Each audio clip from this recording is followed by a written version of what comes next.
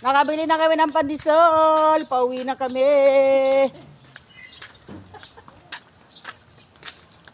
Sana dapat ganito makuntang pandesal dito sa atin, mainit pa. Hindi ang pandesal doon sa atin. Konti lang ang ginagawa. Sabi ni mother, 6 kilos lang daw yun. Kasi alas 6 wala na eh. Ano, dapat yung ganito mainit, hindi ano. Hindi na nila iniinit ang dugas eh. Pag may bumili, bigay na lang ng bigay. Hindi na mainit. Nakabili yata ako ng pandesal doon, 5:30. Doon. Oo. Tapos tagal-tagal wala na. Hindi na ako nakabili. Magbalik ko, ubos na daw.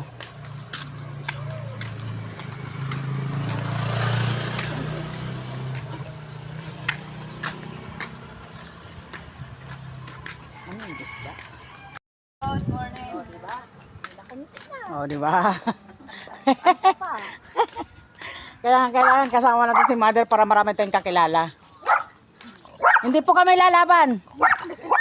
Kahit po malaki kami sa'yo, hindi po kami lalaban. Nakidaan lang po. Kadaan lang po kami. May dahil yung manok na yun. Wala ang gara ng manok.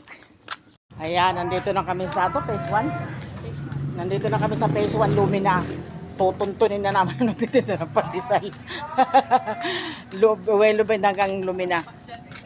Pupuntahan namin yung nagtitinda ng pandesal. May pandesal na doon sa labas pero talagang dadayo kami dito. Charot.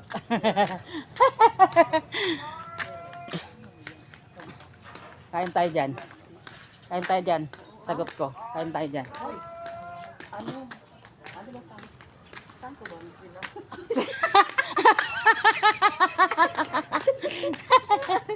Saan ba niya nakuha?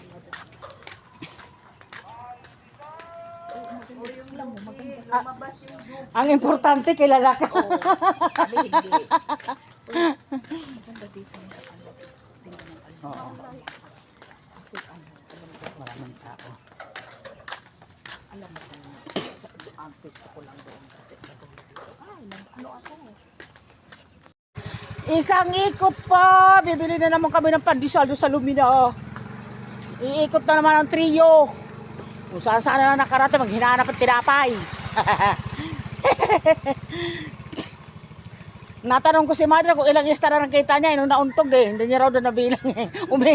Umikot na raw kasi yung paningin niya. Hindi niya nabilang yung star kung ilan. Parang nga may sugat. Okay, ginanun ko agad baka may Dumugo.